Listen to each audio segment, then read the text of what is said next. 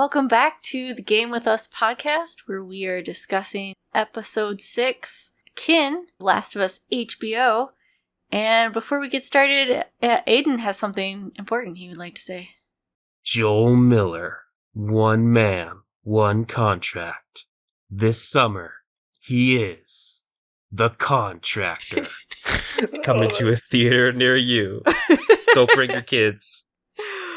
Oh, I need some dramatic trailer music to add to that. Gonna say, wait, actually, hold on, no, hold on. It's 2003, so they never got the Inception ones. Oh, well, no, you can just be a trendsetter. It's okay. It's the power of time travel. Right. Or, I guess, what would the trend be? Oh, wait, no, hold on. Did Evanescence come out? Bring Me to Life come out yet? I think so. I feel confident that existed. That's right, Daredevil came out in 2003. Oh, man, they got to see Daredevil before the world went to shit. Well, at least there's that. The horrible Ben Affleck Daredevil. Oh yeah, Bring Me to Life was 2003. Oh yeah. It was. There you go. I've been wanting to mention, in the video game they make references to Twilight.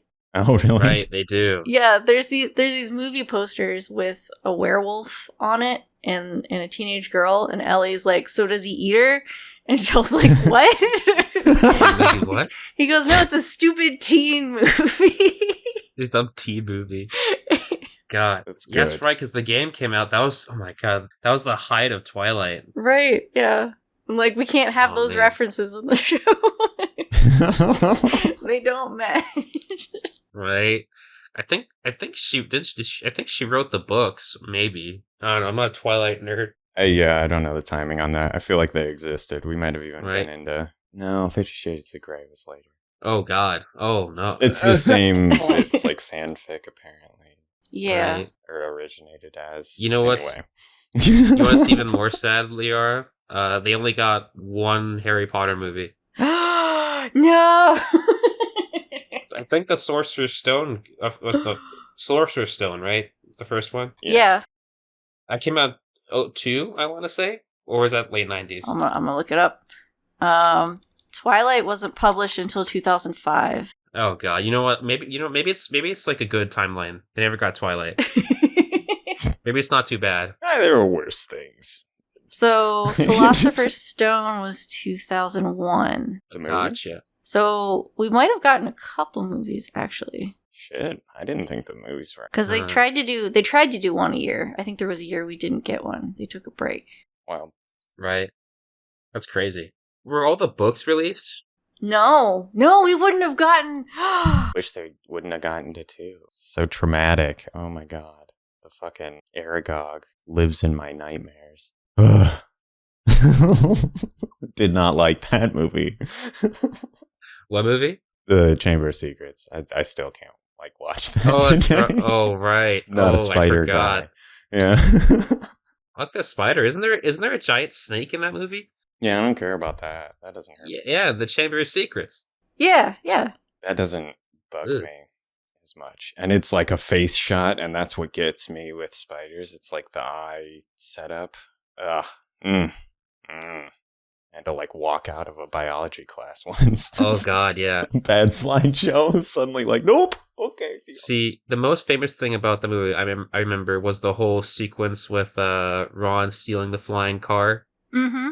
Do you remember that one?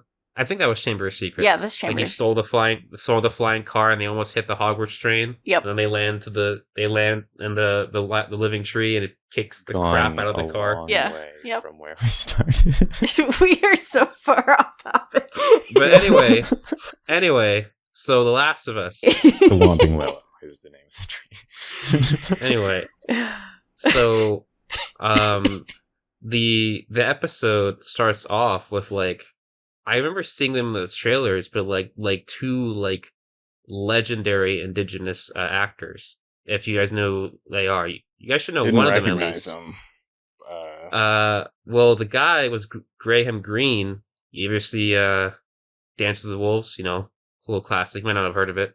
I've heard of it, but that's one of those classics that you talk about but never actually engage with directly, I suppose. I don't watched know. it. I didn't. I watched I it. just meant like in school. I it was, probably like, tough. have seen it. I just can't bring it up in my memory right now. Kevin Costner, 80s. Yeah, he directs it. that sounds You, very you see familiar. you see his butt in it. Okay. Okay. I don't know. And this is 87 Costner, so you know. Okay. Prime cost. But anyway, Graham Greene, I forget who he plays, but he got super famous off of that. And then the lady is Elaine Miles, I believe. I know Graham Greene, he's specifically Indigenous Canadian. That whole scene was hilarious. They're like That was great. casual back and forth in the I don't know. Who's this little psycho? Yeah. Yeah, whoa, or holy, or whatever the line. I can't remember when he's giving her She shit. You drops got the a F-bomb. map. How'd you get lost? And she's like, we must have missed all the street signs in the forest. Just holy, I don't know. They were just like, oh, okay. Like we usually give people shit when we talk to them. Right. We have to be on our game here. Right. I don't know, it was just funny. I hope we see those two again. I love them. I don't think we will, but yeah, no, they were great. I wonder, yeah. I'd be They're surprised. amazing. It seems like they're out in the middle of nowhere, kind of. They're to set up this fear on the other side of the river. We'll see him season 2. Totally. So, here's something, Erik. How'd you feel about the 3-month time jump? I was surprised, but I mean, I was more surprised last week when we saw the scene for next week or whatever, than like in this episode. But 3 months it's like, yeah, they got a lot of ground to cover, and like travel would be very complicated. That probably makes some sense. It's longer than I expected for sure. They did that in the game too. Okay. They Yeah. jump you like across the middle of the country, basically, like that same kind of deal. Yeah, right after the segment with Henry and Sam. Yeah, because like how it organized, it's organized with seasons. Because now it basically went from summer to, what was it, fall? Pretty sure it's fall. And so, yeah, and then went to winter, which is where we are right now. Gotcha. That's an interesting way to break that up too, I suppose. And I gotta say, first of all, Ellie stealing one of the rabbits out of spite is pretty funny. I totally thought seeing the bow and arrow, because thinking of the game, like, oh, she gonna sneak with the bow and arrow. Yeah. That would just leave those guys screwed, because all that stuff. But I guess it'd be like a running theme of the episode. But when I saw Joel stop and all that shit, I was like, I really kind of said it out loud. I was like, dude, are you dying? Yeah. Are you gonna have a heart attack? Are you okay? That's a panic attack right there. Oh yeah. It's like, I love I just want you to know, if you're dead, I'm fucked. Yeah. yeah, that, and the way the sound like blurs out, and like they kind of have him sort of disconnect from time a bit. Stuff starts shifting. Yeah, around disassociate. weird. It's like a good representation of that, and it's interesting as well that he doesn't really know to call it that, or at least won't say that that's what's going on to Ellie. He might not have experienced them before. Right. Well, that's kind of my thought. See, too. here's something interesting someone brought up. I didn't know this, but someone was playing the Part 1 remake and saw that, I believe it was on Joel's kitchen counter, there's a pill bottle for anti-anxiety medication. I have no idea if it was there the whole time. That's in the remake of Part 1? At the picture I saw was from the remake. I don't know if it was from the original. I'm gonna have to dig into that. Yeah. Yeah. So it seems like Joel may have a history with anxiety, which, I mean, I guess makes sense, especially if Well, at the beginning of Part 1, he's struggling to, like, it seems like he's not put together. Single dad. Yeah, single dad trying to, the job doesn't necessarily meet, if you lose one contract, then, are you going to eat that month? So it does seem like he's under a pretty high stress situation. Right. So that would actually make sense. And they were like short on money, or not short on money, but it seemed like they were stressed about getting paid and stuff like that, for sure, like you were saying. Yeah. That was the thing I thought was kind of just that high pressure thing. So it seemed like it was a more sudden onset, but it would be very interesting, I guess, if that's like a thing that he's known about for a long, or that he's dealt with for a long time, then that kind of changes him not telling Ellie. It's more of a just like don't want to admit to the weakness kind of thing. You could also have anxiety and never have it. That's true too. Get bad enough to be a panic attack. So there's several different ways you could look at that. So that's really interesting. I would be curious to see if the original one does too, or whatever, if that's something that they changed for the remake, and the conscious decision is another interesting call. It's interesting that it's in the remake because Troy Baker's Joel is far more stoic than Pedro Pascal's Joel. You get the same vibe, Leora? And I get why. Yeah, that was one of my topics. My questions of discussion was how do you feel about the more stoic game Joel versus the more vulnerable TV show Joel? I think with the constraints of the game, they kind of did the best they could, but I felt like a lot of it was like for the story they had to compartmentalize a lot of it, just get where they were going, because this was like Naughty Dog's like before this they've only really done like Uncharted, and while Uncharted like isn't like exactly brainless, Uncharted is basically an action like blockbuster. So Naughty Dog were still kind of getting their feet wet in terms of like how to create kind of like a gripping story that'll make you feel like really like emotional. So I get why.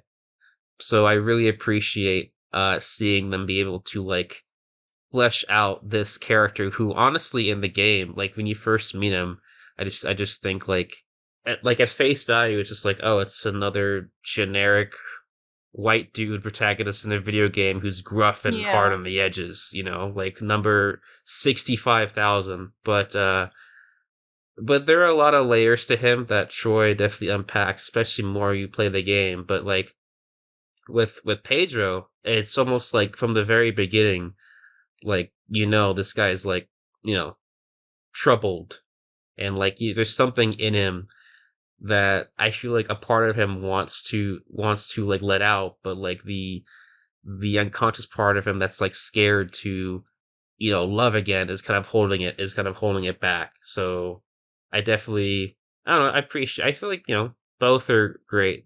I definitely feel like one is a lot less of a dick than the other one, because Joel in the game is kind of an asshole sometimes, especially to Tommy.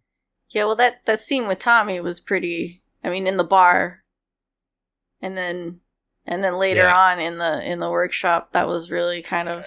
The workshop. Yeah, that was a dagger. Yeah, that felt to me like, I don't know. I've had blowouts with my brother that are similar to that. That was like another really well written scene, and it was interesting to see Joel initially like lying about everything. Tess, and no, she's fine, kind of everything's cool. It's like putting on that front for still big strong Joel, the older brother who can handle anything kind of thing. And then like you were talking about, right after it breaks down, and it's just that was a gut punch for me for sure. Oh yeah, I mean, remember there's the whole popular meme of Pedro Pascal going from laughing to crying in 3 seconds. The guy has his absolute range. Yeah, no, he's an amazing actor. Seriously. What's funny in the game, the scene where like Joel and Tommy kind of like hang out and like initially talk, like how in the bar, like Joel kind of, he definitely gets like a bit really bitter when Tommy mentions he's having a kid, which is not in the game. No. See, in the game, Joel gets in his face and like shoves him against like a cabinet. They're about to like have a fight before an ambush happens, and they have to like get to gameplay. Oh, So right, of course. No, Yeah. that makes sense. So TV Joel is far more, I think he just hates himself more. Yeah, I can see that, yeah.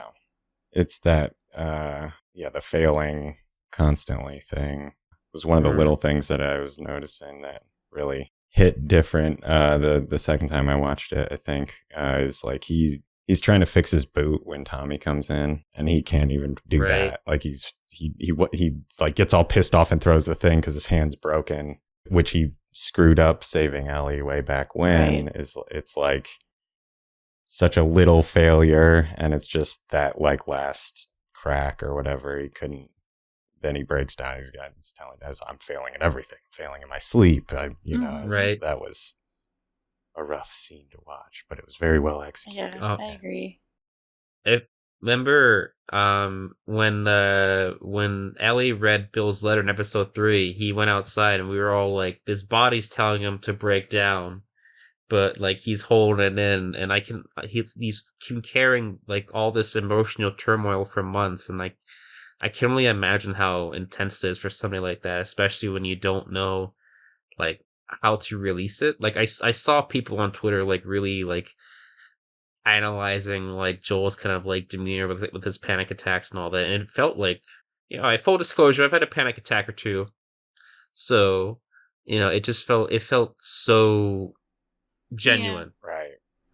To me. Yeah, I have anxiety, but I have been lucky enough to never experience a panic attack, and that was one of the things, because I like to watch people react to the show, and watching the videos, just the people who had experienced a panic attack were like, oh, I know what that is. I know what's happening here. Holy crap. So the fact that he nailed that was... Just give me a second. Don't, leave me the fuck alone. Yeah. Like, right. Yeah. Shut up. Shut up. Just like, no. Can you imagine if Joel was having a heart attack and last thing he hears is Ellie saying, if you die, I'm fucked? I mean, jump all the way to the conclusions. I can't fucking do this without you. Yeah. So, I mean... That's kind of how the ending goes, where... It is... So Ellie was talking about, like, life after, I guess, at one point. Yeah. Aidan, you had said that you thought that she was, like, losing faith in the cure, or you wondered if she was going to kind of struggle with that in the last one when she didn't save Sam, and...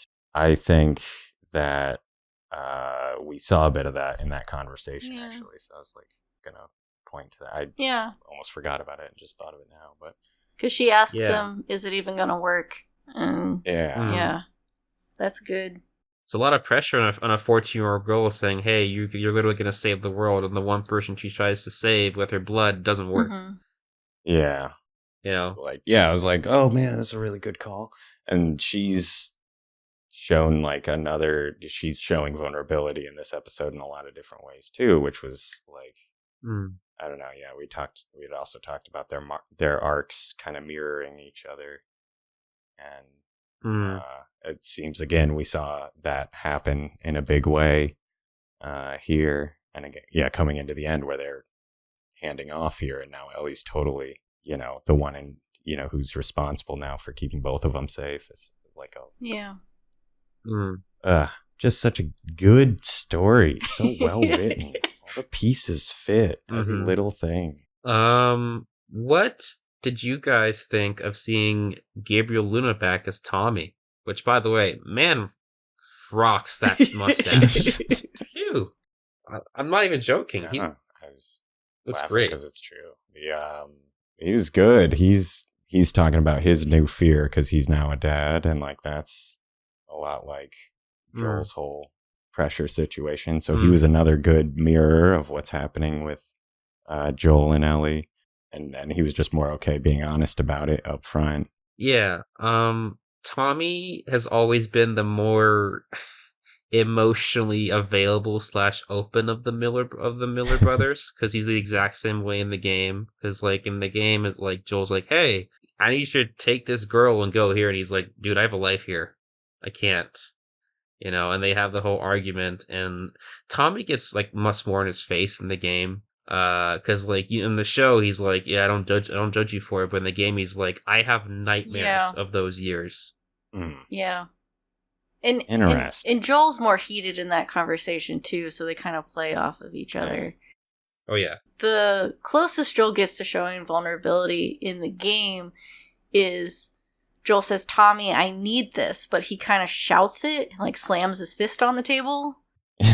But like, underneath, you can get that's one of the things I find really interesting with the more vulnerable Joel that we see in the show is like all of that is kind of in the game.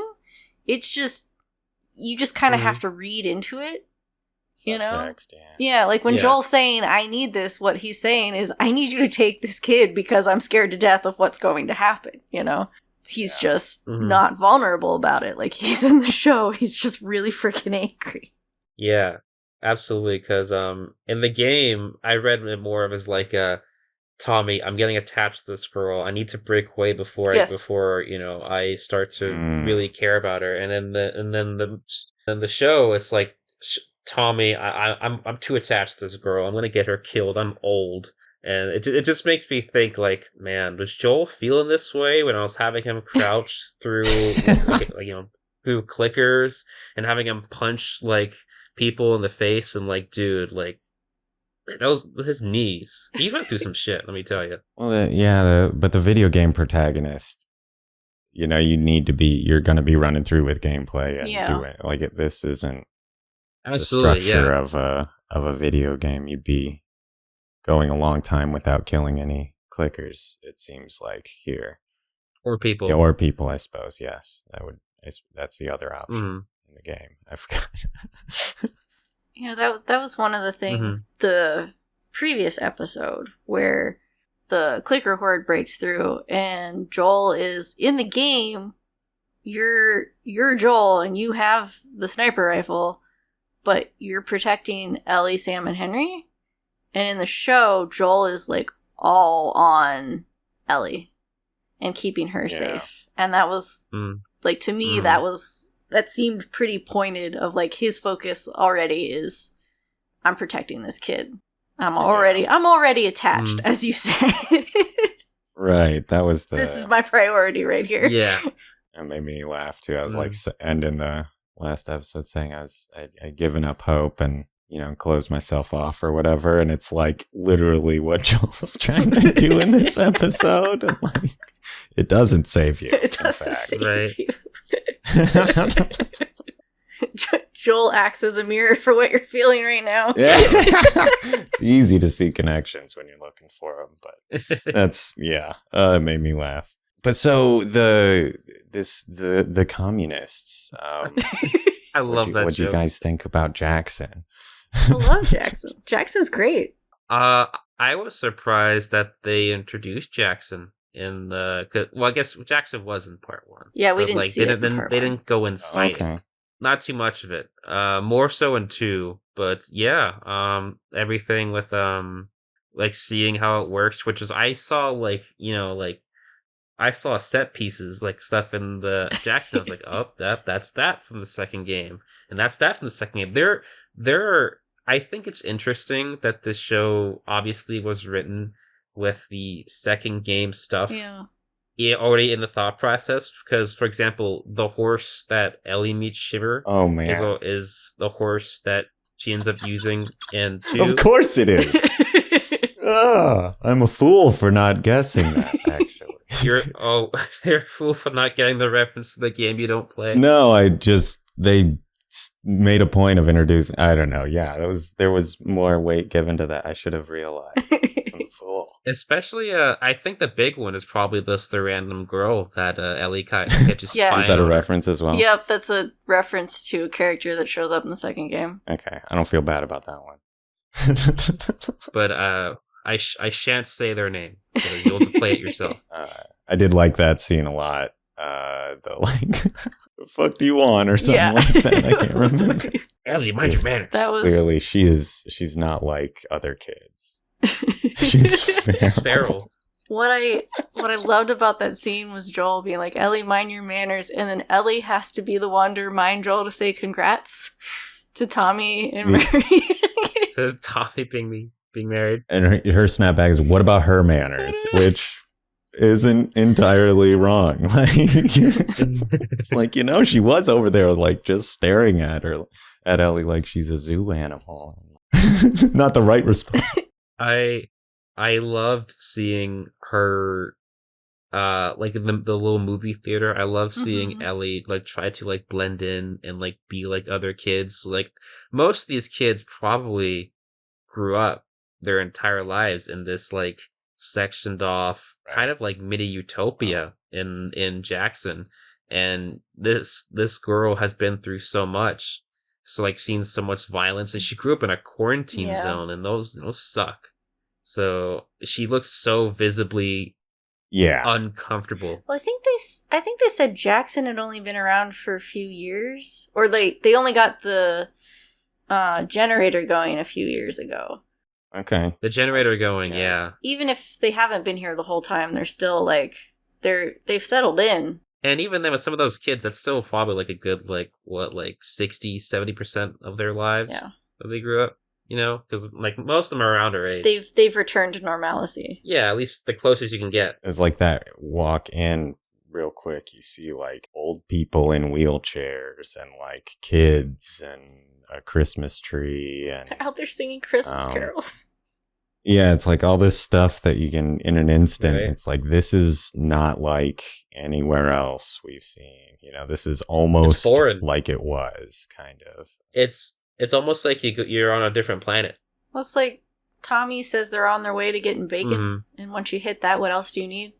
Yeah, back got the whole thing, dude. I can't help but fucking agree with that. I mean, well, they have whiskey, they've got ice, they've got they've got power, water, they have everything else. Can you imagine if they have pizza? Yeah, I'm sure they do. Yeah, I was gonna say, if they have bacon, I mean, how many more? If you got pigs, you can make pepperoni. Yeah. I think sausage, maybe. I'm not sure how pepperoni works. All I know is that I put it in my mouth and it tastes It's a meat of some variety. That's all I know about pepperoni. I love them finding the dam, and Joel's like, "Don't ask me, I don't know." The dam when Ellie walks up. I was dying. Yeah, because in the game, Joel tries to explain it, and then Ellie's like, "You have no idea how it works." He's like, I don't know, I tried. So this time she says, you could have just made something up, and I would have believed you. And then, I thought that was interesting. Then almost like you get back to the thing at the end with the contractor. Dude, that was hilarious. But he like tells him, "Oh yeah, everybody loved contractors. We were super cool," or something like that. And he's got this smug ass grin on his face when she's like, "Oh, okay." Like, I just thought that those two is like, "Oh yeah." He was like, "You know what? Probably I can tell you whatever the hell I want. She wouldn't know." Yeah, screw it. Right. I thought the thing with the line at the dam was interesting because when he tries to explain the siphon to her, she's like, "You have no idea how it works." And then and they get to the dam and she's like, "I would have believed whatever you said." Lying ass. Like, I'm like, no, she's just teasing him. she's either lying or their trust has sort of come that far. Okay, I like that. She would have. Like yeah, that. that's what I was wondering. Well, it's been a whole 3 months. So. Yeah, I'm like, is she being cheeky here, or is this actually like an indication that they've actually grown that much together? And she's like, "I would have believed whatever you said." I just read it as there was no right answer, Joel. You're catching shit from this kid, whatever you do. But. Maybe it's both. I don't know. Right? I was going to say little of A, little of B, perhaps. So one thing from that intro sequence. I don't know this to be true, but it sure looked like Tommy was working on a gallows when he runs up to Joel. So many people have said that. Oh, really? I feel like I'm right there. Really? Cool. I just thought it was some form of construction scaffolding thing, so like with a hook on the end. That hook thing, right? Any frame, anything like that that would be mirrored on the other side for the most part, not universally, but that's. I mean, they said they don't have jails, so who are they hanging? You know, why do they think that there's death across the river? You know, I mean, Jackson doesn't seem like the public execution type. Maria would absolutely publicly execute. Well, hold on. Well, listen, she's a badass, okay? So, I didn't say that she's not. Listen, no, like, I'm saying, like, I agree with you. Like, I mean, all I saw were her eyes, and I was like, this lady would fucking kill me. I would feel bad just, like, breathing wrong in her presence. I was gonna say, they had the dog do the sniff test. They were clearly about to get popped if that didn't go right. And the dog could not tell that Ellie's infected, so... Yeah, so that's not in the game. That's a less than 100% accuracy dog, which suggests some false positives, perhaps. Either... I was wondering if, due to Ellie's immunity, the fungus has sort of shifted in her body a certain way that makes it smell different. That seems reasonable. I have no idea. Well, if you remember, all the way back in the first episode, that dog could tell that fucking old lady there's something wrong with her. But if you remember. But so I don't know. I feel like she tests infected, but and either way, dogs aren't 100%. No, yeah. But that's still a. He just knew she was good. It's a very brutal. There's a reason that they're safe out there. That nobody's comfortable crossing that river. I think that's all. I just got like there's like an undercurrent of like violence, I guess. There was I was feeling the whole time they were in there. I say probably the biggest difference, well, apart from Tommy and Maria about to have a kid, which is not in the game at all, is how the conversation with the big confrontation with Joel and Ellie happens, because like, you know, when Joel and Tommy are like, have that argument, and then they get ambushed by raiders, right? Tommy's like, all right, I'll talk to Maria, and then Maria gives Joel a fucking scowling like he deserves, and then Ellie basically runs off. And they have to chase her like outside of Jackson, and they have to fight all these raiders, and then they find her in a house where she's reading the diary, and that's when Joel and Ellie have the whole, you know, discussion about loss and all that. But they definitely simplified it a bit more. That would have been a very silly thing for her to do. I would have been frustrated. It's like, we're under attack. Let me go run outside in the raiders and get my... No. Well, this was afterwards. This was after that. Got it. But there's more raiders because it's a video game. That makes sense, right? You've got to have something to do on the way out there. But yeah, no, particularly this Ellie, she's pretty well got a good handle on stuff, it seems. From what I've been able to tell, she's pretty competent. So I'd have been frustrated, I guess, if she ran off for real. I feel you. Which, by the way, that confrontation, oh man, it's like one of the best scenes in the whole game. I love the mic drop, the Sarah drop, and even in the game and in the show. I always love seeing like the conversation immediately change, and Joel just like, he's like, if you were anyone else, I would have like thrown you out of a window for even saying your name. And he's like, you have no idea what loss is, and which like it's totally unfair. Yeah, the frickin' gall that he has to say that. But it's just his like fixation on self thing. Like he's not able to. Yeah, and he thinks she's a kid and she hasn't experienced all these things, and even though she watched a guy shoot his own brother, and had to shoot a guy. Yeah. I mean, she's paralyzed a kid. Yeah, she's had to do. It's just his own pain is too much to consider that anyone else's could be comparable. I think. Yeah, and that's kind of what happens when you're so like enveloped in your own self-loathing. Like it becomes like so overwhelming that like everything else, like you you physically can't exist out, you can't emotionally exist outside of your shell, because like that's the trauma is like all you ever think about, which like, obviously Joel totally has PTSD. Yeah. Like absolutely. That was one of the other things, like when you lose someone that important to you, all this everyday life stuff, like the fact that the rest of the world moves on like nothing happened and you've experienced this monumental loss is just absolutely horrible. And here's Joel 20 years later, he's in Jackson. Here's this world that is as close to normal as can be. They're out there singing Christmas carols, and I'm like, he's still stuck in like he hasn't healed from this at all. He's back 20 years ago still grieving his daughter, and the whole world seems to have moved on, and Tommy that was yesterday has a wife now and has a kid, and I'm like, this has just got to be absolutely horrible for him. Oh yeah, absolutely.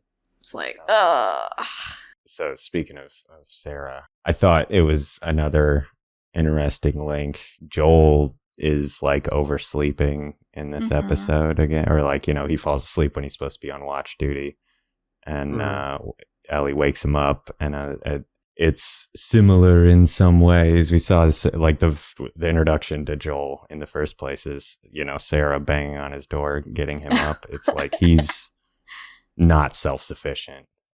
He overextends. He cannot take care of himself. Exactly. Needs a codependent or something. It was just another interesting line there. I mean, he's old and tired. It wasn't as big of a deal as I'm making it out to be, probably, but I thought it was an interesting link to see that happen on this episode, where we're kind of talking about their specific connection to each other, and Sarah's brought up as like part of it. And no, that makes a lot of sense, because like he tells Ellie, I'll take both watches, and it's like, Joel, you need to sleep. Eventually, at some invincible. point. You're not a superhero.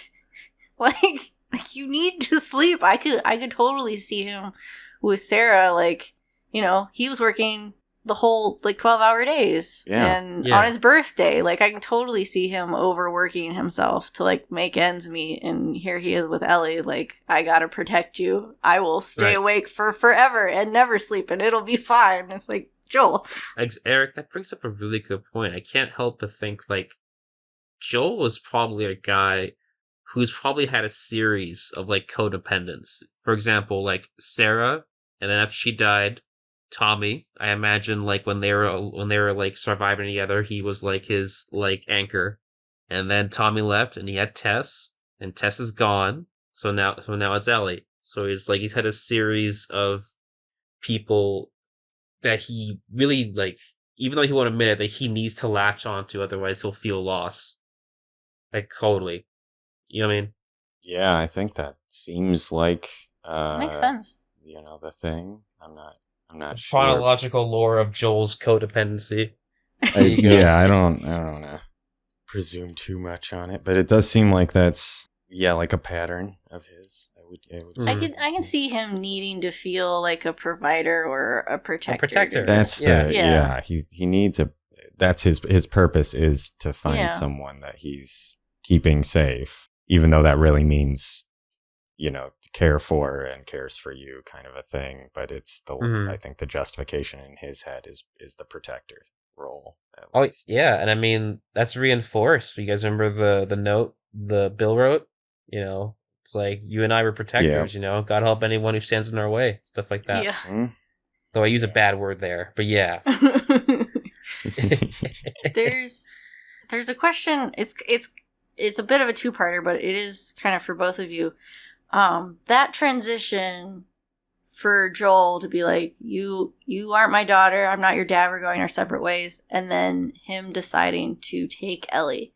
In the game, for me personally, and I was curious as to your thoughts, Aidan, for me that transition never really worked right.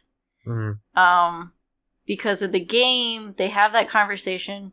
There's raiders. They fight through the raiders. They're in the they're riding the horses back to Jackson, and then Joel.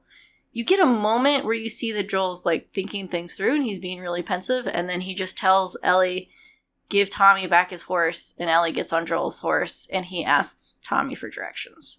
And I completely agree.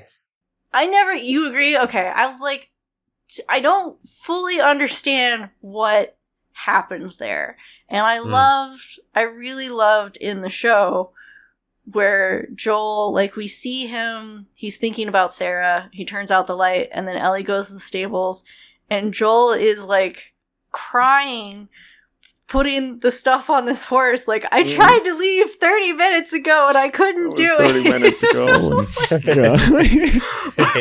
And sad sack there. Like, Joel, you're so scary. What happened? Yeah, no, it's so funny because video game Joel, like I said, is a stoic, kind of reserved fucking killer, and then show Joel is like constantly shaking his boots of anxiety. I mean, it is a poor mess.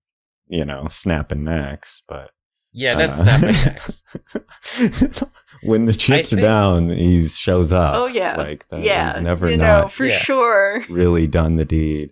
And most of the things he considers his failures, I mean, he really had no power to change. Yeah, no, he's definitely being hard on himself. Yeah, I can't help but think about that, as well as like the level of like nuance added with Pedro's Joel, that I feel like if The Last of Us came out today, we'd get a lot more introspectiveness on Joel in the game, which we didn't really get a whole lot of in part 1. I feel like stuff like this, I almost kind of wonder if it's stuff they wanted to do in the game but just couldn't because of time constraints. But but like, especially like when you play part 2, and it's just there's like none of those problems with the main characters at all. I was like, holy shit, this does feel like a TV show. Yeah. And then with here, like it's even just the scene of like Joel, like you said, like Joel's like, oh, I tried to leave 30 minutes ago, and when he walks up to Ellie, he almost looks like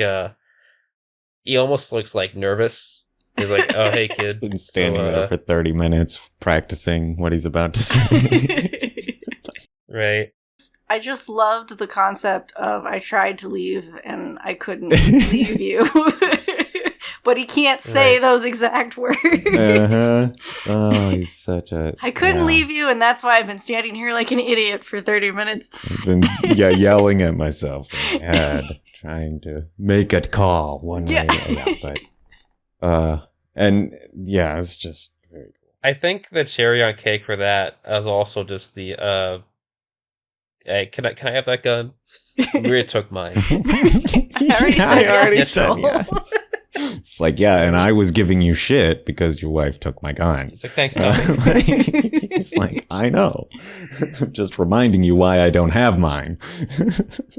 Man, guys, I gotta say, everything from when they left Jackson to when they got to university, I was like, oh man, the show hasn't been this happy in a long while. That was so, like, I was laughing so hard at everything, and I was like, yeah, they hit the good parts. We're now in the happy zone. Are you gonna get her pregnant? Yeah. You're gonna shoot it. What are we doing here? So good. You did. Then he drills, the shot, and the like, what do you want? I don't know. I'm sorry. I'm just really good at this. His like shrug. I don't know. That was adorable. The scene of them kind of like walking like into the sunset, like straight out of an old Western. There were so many shots. That was lovely. Felt like old Western, man. Where do they film? Canada. Yeah, I was gonna say big sky Canada? country somewhere. So pretty. So many of those long sweeping shots. Yeah, it makes sense too because Joel's a cowboy, like through and through.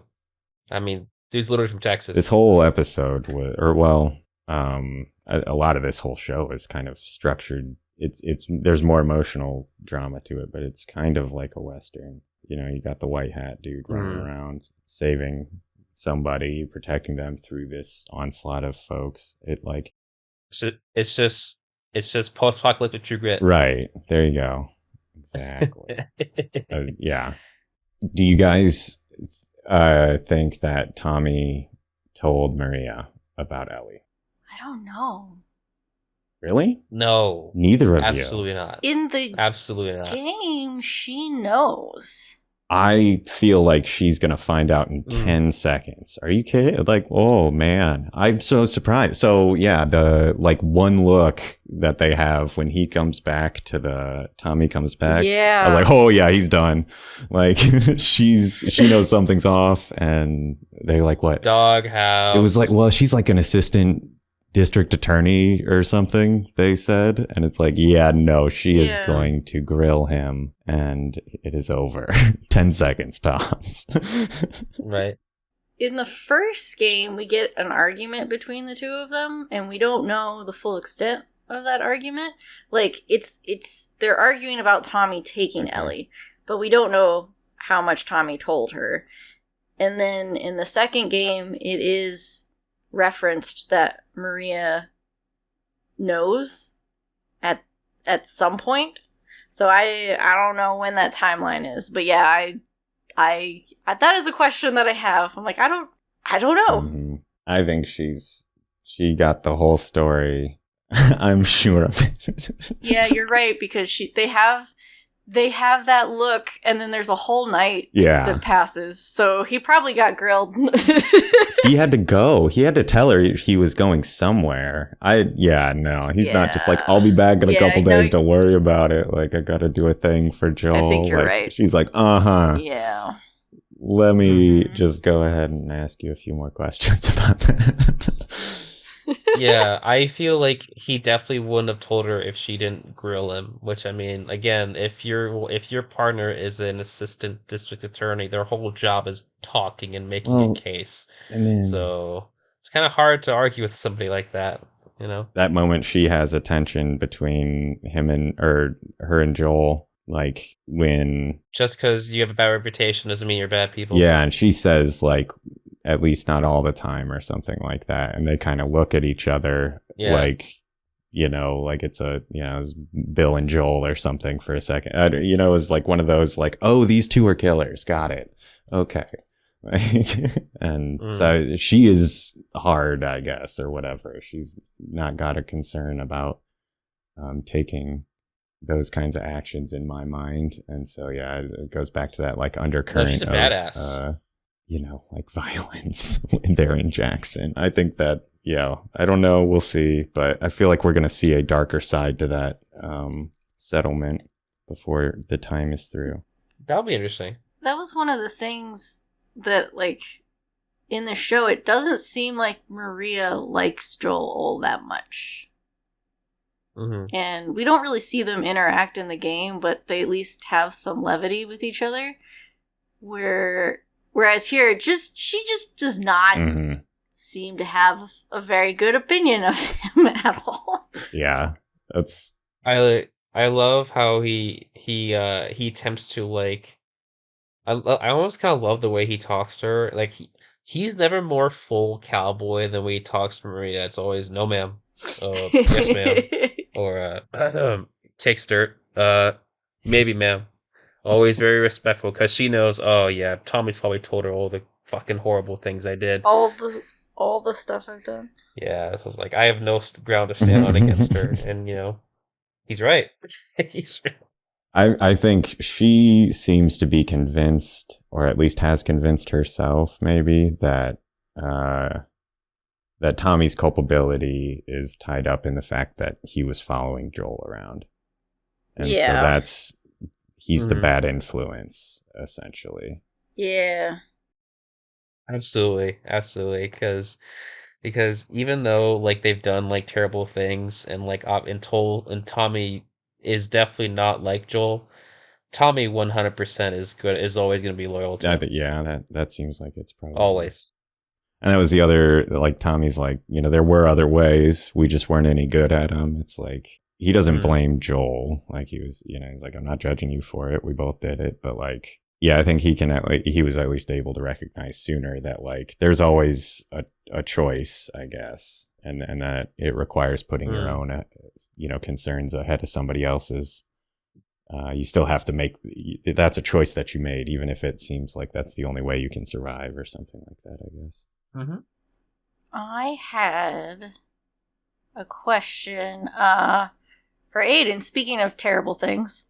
Whoa. There's a There's a reference made in this episode with the Native American couple where Joel shows them the map and says it better be the same place your wife points to. Oh shit! Yeah.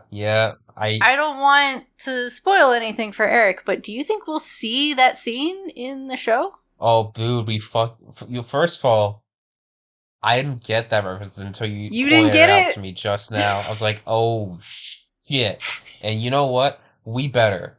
We fucking better. I agree. I want to see it. Guys are spelling around the dog again. I'm sorry. Yeah. We'll talk about it when it happens. Oh, no, that's fine. Yeah, exactly. I appreciate the I was concern. a little worried because they seem to be... Joel's not quite, but he's still a badass. I'm just wondering, like, are they wanting to change that? But I really want it. I really want it. I feel that if they fully change that like dark side of him, it would like then the show would just really have had to deviate from the game. That's true. Yeah, you kind of need you need to show that that's there. That's a part of him for sure. Yeah, I agree. Huh. I agree. Okay. Hey, Erik. Mm-hmm. Monkeys. Monkeys, yes. What do you think of the monkeys? I think they were there. No, that was like they were doing animal Totally testing. not CG Yeah. monkeys. Yeah, right. Very clearly physically present monkeys on set. They did actually look pretty good. There was only like one or two where it was like, oh yeah, that's definitely not a real monkey. I think the one inside was where the lighting caught it enough that it was closer and it was like, okay, that's definitely a computer. That's not perfect. Well, yeah. That was another question I had where we talked about previously that in the game there is a moment where Ellie gets to pet a giraffe, and I feel like that's gonna be so much CGI to include in a TV show that they're probably gonna do something else. You could get a real giraffe. listen. right? Liara, this is the same network that shows... They're around. Liara, I understand that, but this is also the same network that shows people petting fucking dragons. Oh, okay. Yeah, Fucking no, too that's much true, too. giraffe. But a dragon, we know what a giraffe looks like. We have giraffes. Okay. We have them. Okay. They exist. Okay. We don't need to CGI a giraffe. I feel like it would be cheaper to just like rent a giraffe for a Rent a day. giraffe. We just like pay off a zookeeper. I don't know. Right? Under the table. A back alley giraffe deal. We'll bring them back tomorrow. Don't worry. I just don't want it to be cheesy because it's so obviously CGI. That's my concern. No, I get you. That would, I get you. yeah, no, that makes a If lot they of can sense. pull it off, If it's I would be very impressed. It reminds me of American Sniper when they had to like a baby doll, and everyone could tell like that's a doll. It's not a real baby there. I mean, it's, you know what? The more I think about it, it's probably gonna be CG. But if they can get an actual giraffe, I mean, how hard is I don't think that that's beyond their grasp. I think they could manage a real Maybe. giraffe. I mean, well, hold on. First of all, I'll be I upset, mean, honestly. you're telling me that dragons aren't real? Komodo dragons, those exist. Bro, exactly. Thank you. There's some miniature lizards that legit look like dragons. It's funny in the game. In the game, the reason why the monkeys are there is because the Fireflies were essentially testing cordyceps Testing on monkeys. Got it. Yeah, so if you got bit by one of those guys, Ew. That'd be bad Yeah. news. Yeah, Yep. you wouldn't want that. I because assume. the reason they find out is because they were listening to some guys recording, a doctor, and he got bit by one of them, and he's like, "Oh shit! Oh shit! Oh fuck! Oh shit!" Ah. Yeah. Well, we have them moving out, it seems like here, but I mean, I guess it's possible that was. We didn't see anybody, there weren't any other infected, which also, Liara, you called. Yeah. Good call. Accurate prediction. No infected the Yep. whole episode. I'm sad there's no flamethrower. No flamethrower. What's that? Joe got a flamethrower at the university. Does he? Yeah, I don't he's remember a flamethrower. Maybe it's Yeah, a secret weapon. It gets a, if Joel just like went into the locked door, he had to use a shiv to open. He get the flamethrower. Oh, maybe maybe I've Didn't never get gotten the Konami code. It's definitely a flame. That's where I got it. I have no memory of this. So, do you guys?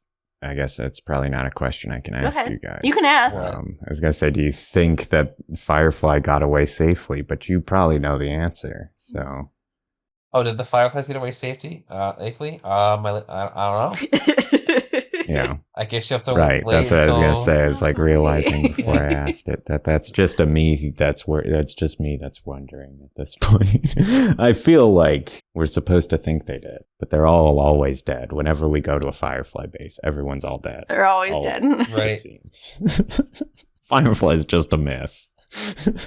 I mean, at this point, I mean, think of it. Like so far, we've seen the Fireflies. Like all we see them is get their fucking ass handed to them by Fedra Or the zombies, or or the just- zombies. yeah, leave, run away, and then have their lab turned over by either monkeys or thugs. Do you guys think there's a roving band of university students that are still occupying whatever it was, Colorado State University or Southern Colorado? Well, there is in the game, but like no, they're in the which. Oh, really? Yeah, well, it's kind of brings the one thing, the one thing that I kind of miss.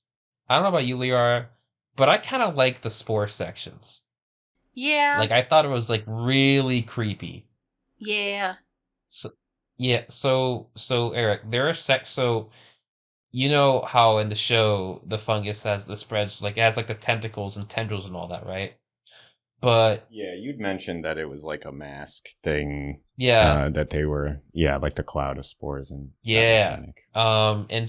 In the game, there'd be certain areas where the characters would go to, and which is like covered in spores and fungus, and it's like hallways of just like really weird like HR Geiger stuff, and it would always be like super claustrophobic and just like really intense because there's always like clickers and sometimes a bloater in there, and they're like really terrifying, and I'm kind of sad that we're not going to get any of that. It ramps up the tension in the video game because you see the spores before you see any infected, and you're just like, what's in here? Yeah. Oh god. Yeah. It's like, great, Yeah, I don't okay. want to be here. I don't know what's in this. I don't know how far this goes. Pretty I was much, gonna yeah. say, I think they can do some similar stuff with, with the mycelium, Yeah. whatever Yeah. deal. Probably. But I also wonder if that works the same way in a TV Yeah. show. Like that's a really good tool for building tension in a game where you're the one waiting to, get out your shiv or what have you. Yeah. Mm. I don't know if it works the same way. Yeah. Yeah. On TV, maybe Mm. it doesn't translate as well. I think they know how to build anxiety in the show. I mean, we've been hit with sadness and just stressing out over who's going to live every single episode. So, I think they got it. Can't have Yeah. shit in The Last of Us, let me tell you. That's what I'm saying. It's a bad ending. That was my question for Erik. You mentioned last episode that you felt like you'd lost all hope, and now that we've ended this Yeah. episode, how are you feeling? Well, okay, so it's not like I didn't like see this coming or something like that. But after it happened, I felt like I should have. Yeah. Sort of. We kind of talked about how Ellie was moving into a more, that Protector role. yeah, that makes sense that they would do that now.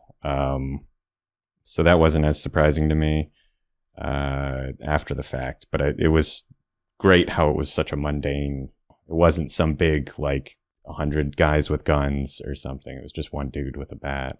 And he missed and it broke. And that's what made it Right. dangerous. Yeah, right. It was like way worse now, and then again, he showed up when it mattered. That was he was worried he wouldn't be able to protect Ellie. Well, he'll die trying Right. at the very Yeah, least. for sure. I can't help but That's all you think can like ask. I can think like it took you guys that long to see him. That frustrated me as well. There were a couple, like, we were coming from the direction he comes from, and it's like never once do they look back that way. Right. Like, oh my God. Watch your 6, guys. What the hell? It's just like something you have to accept in TV. It's like, speaking of The Sopranos, whenever I see these like 250, 300 pound mobsters sneak up on somebody, I'm like, dude, no, you're like 60. No way. Nah. You're not a fucking ninja. But you know what's funny? The way Joel gets stabbed in the show is a lot nicer compared to the game, because the game, gravity does it. As in, he falls. I think he falls on rebar. Yeah, I think he does. Like from 2 stories, like from 2 floors. And it's fucking painful. Yeah. Freaking out about that when Tess was climbing on the rebar. Right? I didn't even put that together.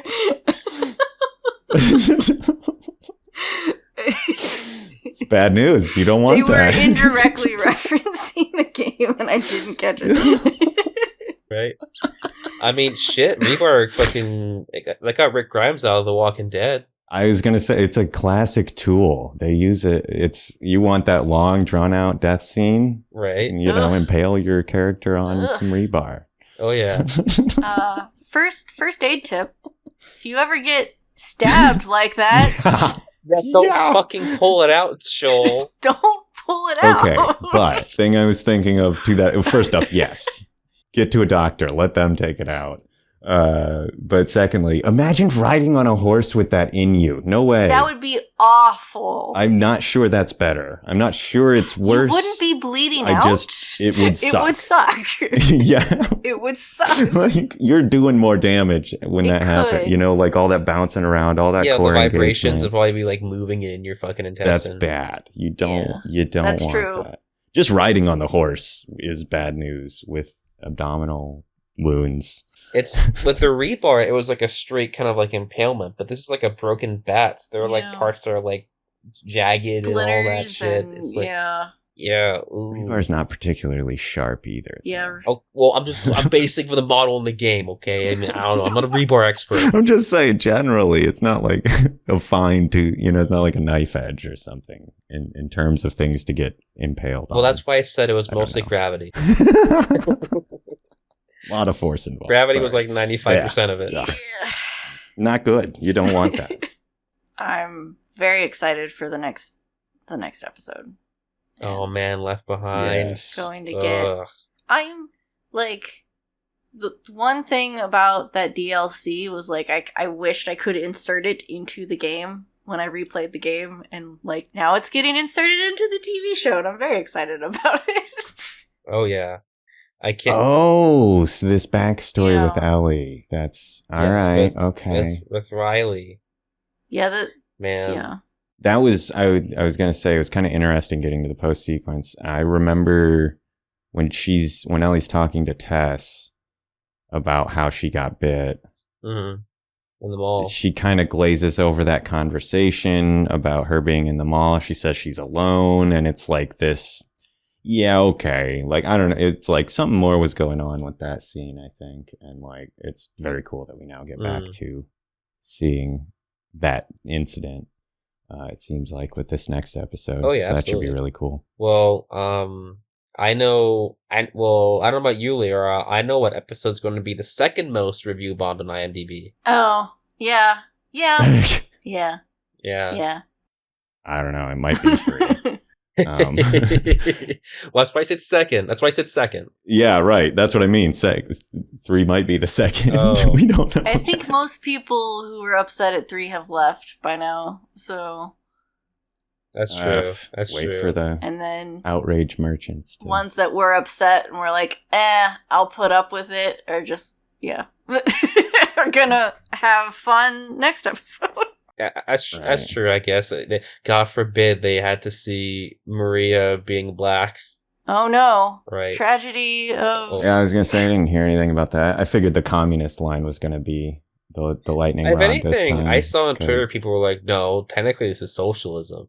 It's like, whatever. Well... Like, what? Because... Yeah. Oh my god, no it's not! Ah! False.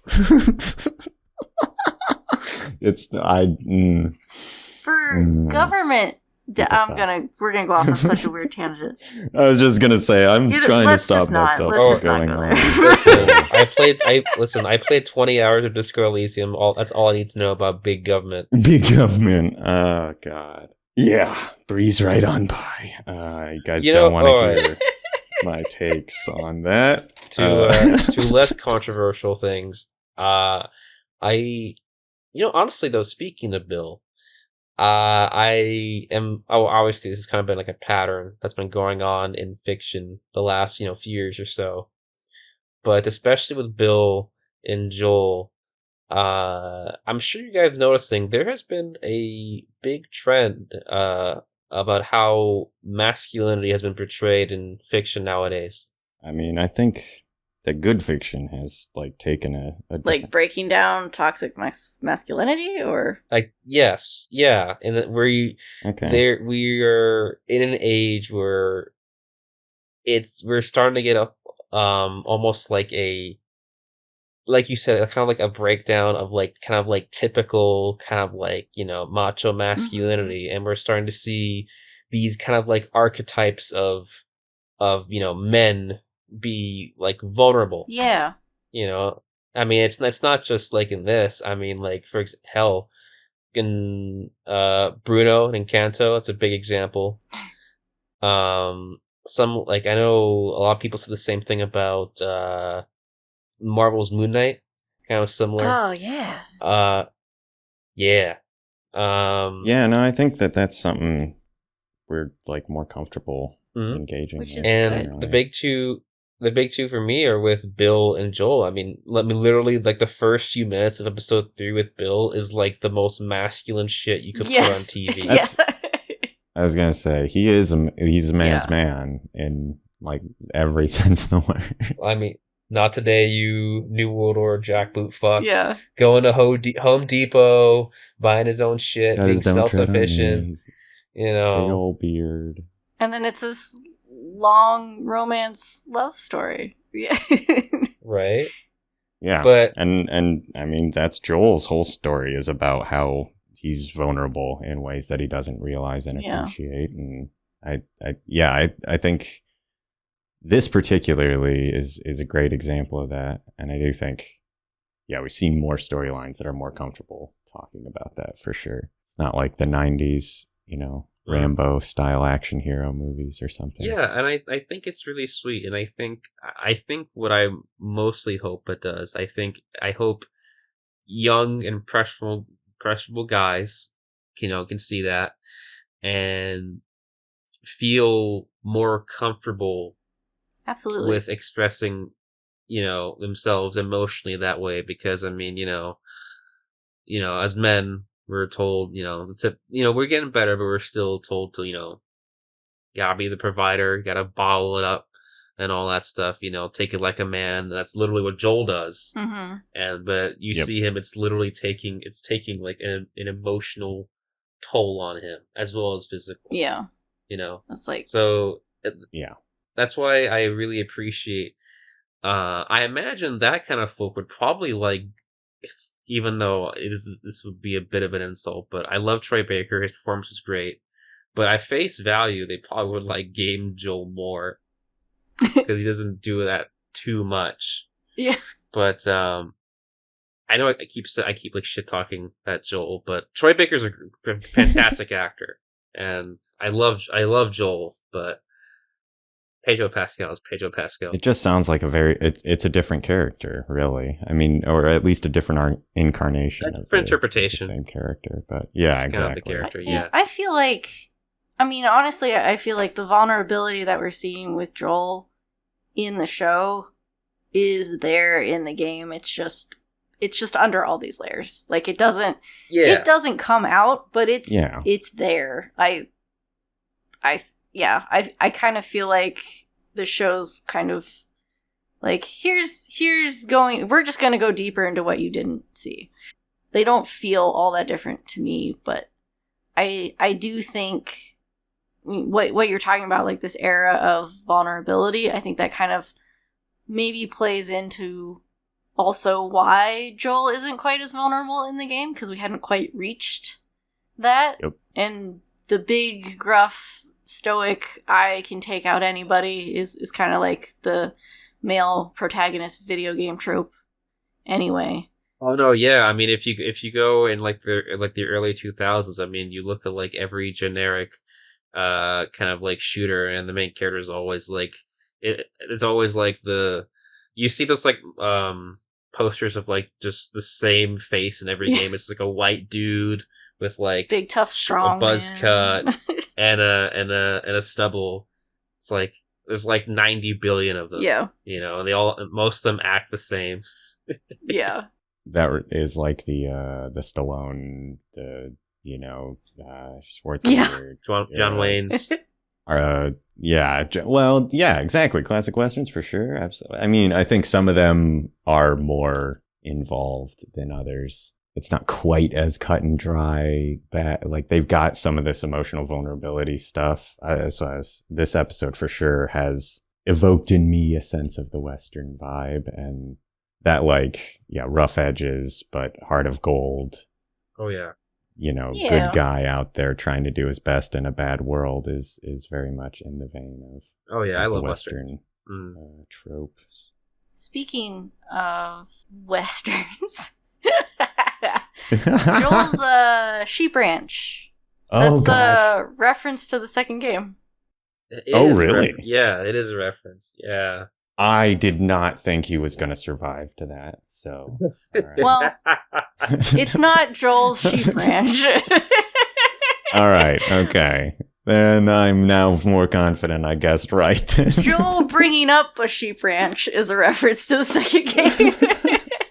Yeah. Okay. Yeah. No. That's by the way. I'm sure he dies.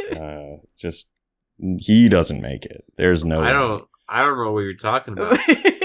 Right? Yeah. No. Clearly, Seriously? he won't give some one last heroic sacrifice to prove that he really does care for Ellie in the end. No. What? Yeah, that won't happen. You're a crazy person. Things will be fine. Everything will be fine. Nothing bad happens.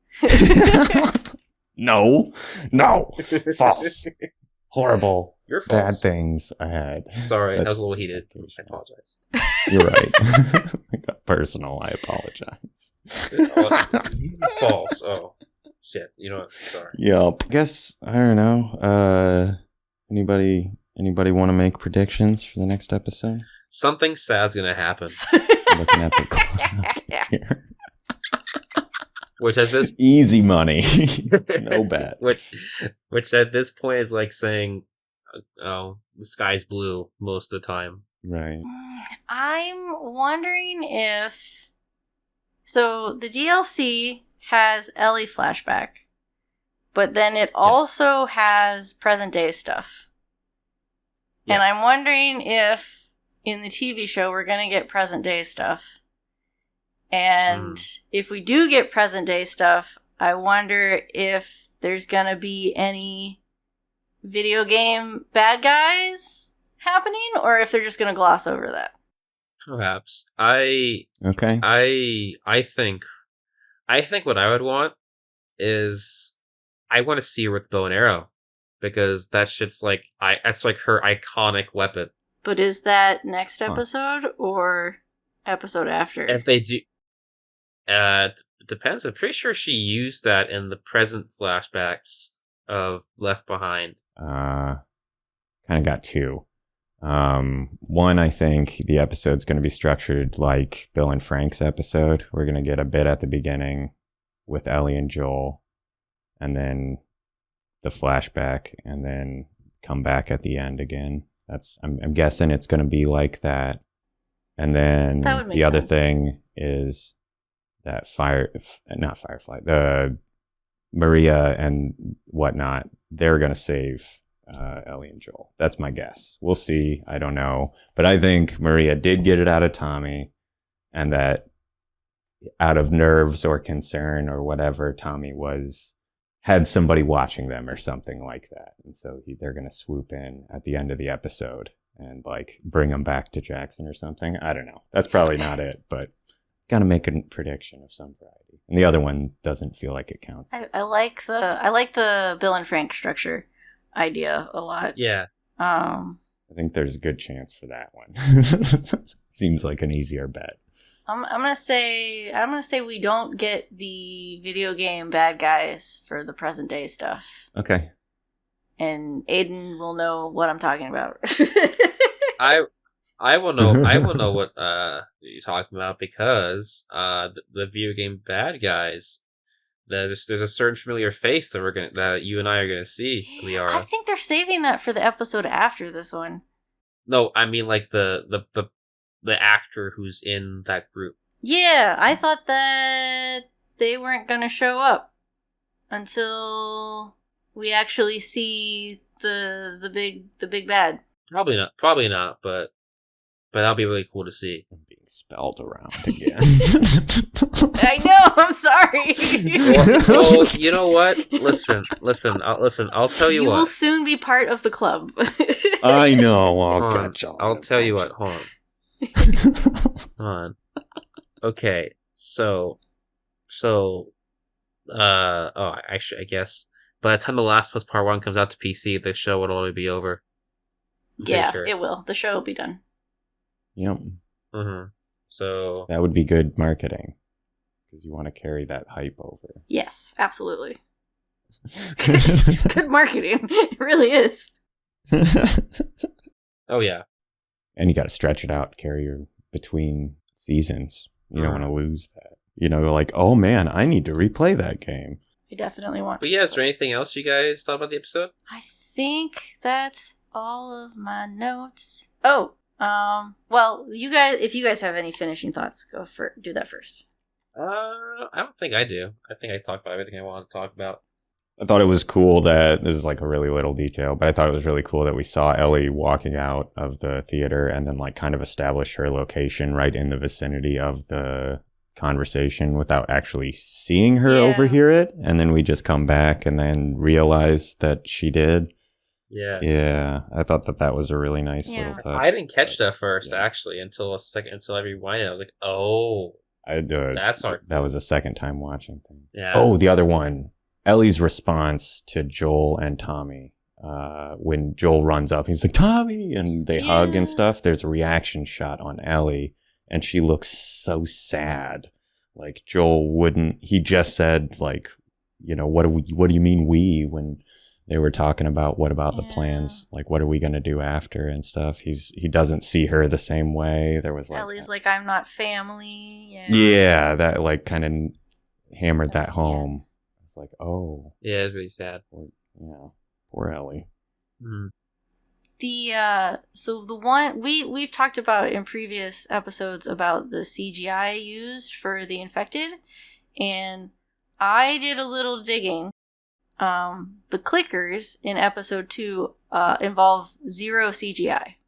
Yeah, I found that out, and that's amazing. That is all makeup, prosthetics, and really good acting.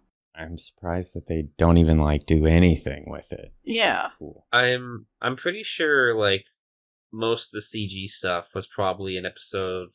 The episode I think with was that 5 with the Henry and Sam in the pit? Yeah, so Big ol' bloater. The bloater is, so we talked about the bloater being a suit. There is some slight like effects that they do on it, but the horde is actually 50 extras that they sent to infected boot camp to learn. That's awesome. To learn how to act like infected. Yeah. So there's, because I remember it's so cool. Because I remember one of the coordinators worked on the Ant Lee Circus Planet of the Apes movies. Yeah.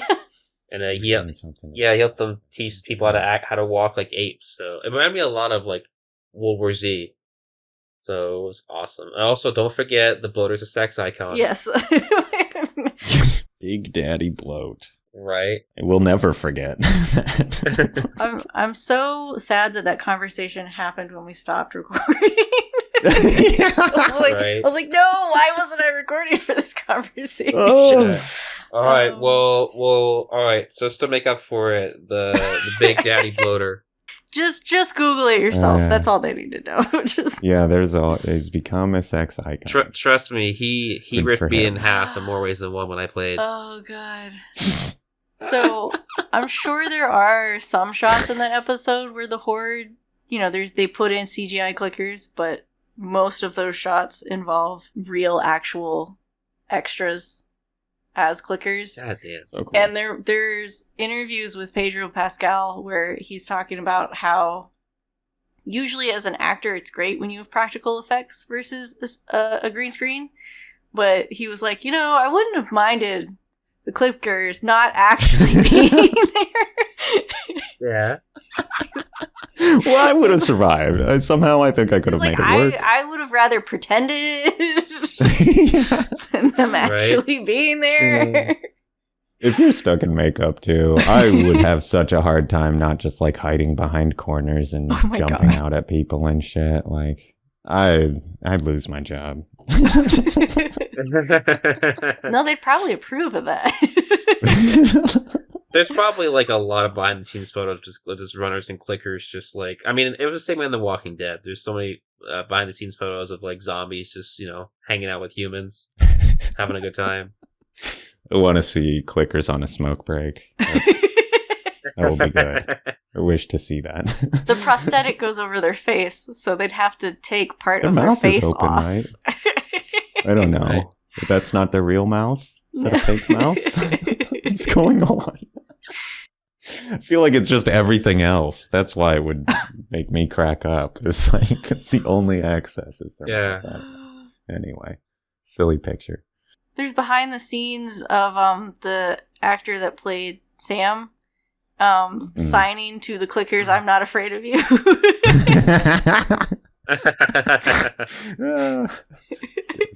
That's awesome. I love that kid. Yeah. That's great. That is awesome. So yeah, I wanted to clear that up. I felt like that was important. It is. That's Especially the bloater being hot. yes. The Essential. utmost important. He needs to make an OnlyFans account. Yeah, I suppose. I don't know. He probably doesn't.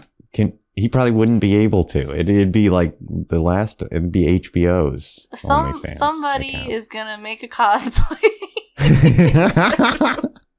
That exists Sexy now. bloat, man. It's out there. Oh, Lord. Oh man. Anyway. Man. Good stuff.